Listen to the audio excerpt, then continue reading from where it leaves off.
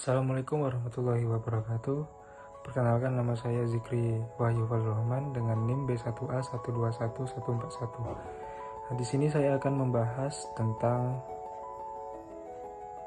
apa itu hukum internasional di dalam materi hukum sengketa internasional. Jadi, soal isu sengketa internasional yang terjadi di tahun 2025 dan 2026 lengkap dengan aspek hukum internasionalnya. Sengketa ini penting karena mempengaruhi hubungan antar negara, hukum humaniter internasional, dan mekanisme penyelesaian di tingkat global. Nah, jadi awal-awal, apa itu sengketa internasional? Sengketa internasional adalah perselisihan antara dua atau lebih negara yang melibatkan perbedaan pendapat terkait hak atau kewajiban menurut internasional. Mekanisme penyelesaian mencakup negosiasi damai, arbitrase, pengadilan internasional, hingga perjanjian atau badan-badan khusus yang dibentuk negara-negara pihak sengketa. Nah, jadi di bagian 2 ini ada isu utama, yaitu konflik Rusia dan Ukraina dalam perspektif hukum internasional. Salah satu sengketa internasional paling besar dalam sejarah dan masih berjalan. Saat ini terdapat beberapa aspek hukum yang menjadi sorotan global, yaitu Komisi Klaim Internasional yang dibentuk untuk mengevaluasi dan menuntut ganti rugi atas kerusakan akibat perang. Namun Rusia menyatakan komisi ini tidak memiliki kekuatan hukum terhadapnya. Kedua, juga ada yang mengatakan para pihak juga sedang memperdebatkan soal aset beku Rusia di Eropa, di mana beberapa negara mempertimbangkan untuk menggunakan aset tersebut untuk membiayai ganti rugi atau bantuan. Rusia sudah mengajukan gugatan hukum atas masalah ini.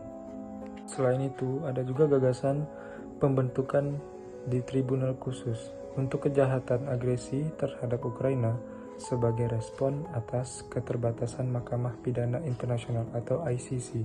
Isu-isu ini menunjukkan bagaimana hukum internasional berperan dalam konflik berskala besar, tidak hanya soal militer, tetapi pertanggungjawaban hukum dan kompensasi korban. Di bagian 3 ini, kita memasuki materi mekanisme penyelesaian sengketa internasional. Dalam menangani sengketa internasional, terdapat beberapa mekanisme penyelesaian yang diakui menurut hukum internasional. Yang pertama itu ada negosiasi secara langsung antar negara, mediasi dan good office, arbitrasi internasional, dan lembaga peradilan internasional, meliputi International Court of Justice atau ICJ, Permanent Court of Arbitration, dan ada International Tribunal for the Law of the Sea atau ITLOS yang menangani sengketa masalah batas laut. Di bagian 4, kita membahas tentang contoh sengketa internasional yang masih berlanjut. Yang pertama ada sengketa Laut Cina Selatan yang melibatkan beberapa negara ASEAN dengan Cina atas klaim wilayah dan hak maritim. Di satu sisi menunjukkan pentingnya hukum laut internasional di dalam hubungan internasional. Sengketa perbatasan di Amerika Selatan seperti klaim Venezuela atas wilayah Essequibo yang diajukan ke International Court of Justice. Contoh lain bagaimana sengketa historis menjadi isu kontemporer. Bagian 5. Mengapa sengketa internasional penting dipelajari? Karena studi sengketa internasional memberikan pemahaman tentang peran hukum internasional dalam menjaga perdamaian, mekanisme penyelesaian damai, perlindungan hak dan kewajiban antar negara, implikasi kebijakan luar negeri, dan kerjasama global. Sengketa ini bukan hanya masalah politik, tetapi juga berkaitan erat dengan kehormatan hukum internasional dan keadilan di tingkat global. Demikian materi tentang sengketa internasional yang sedang berkembang saat ini.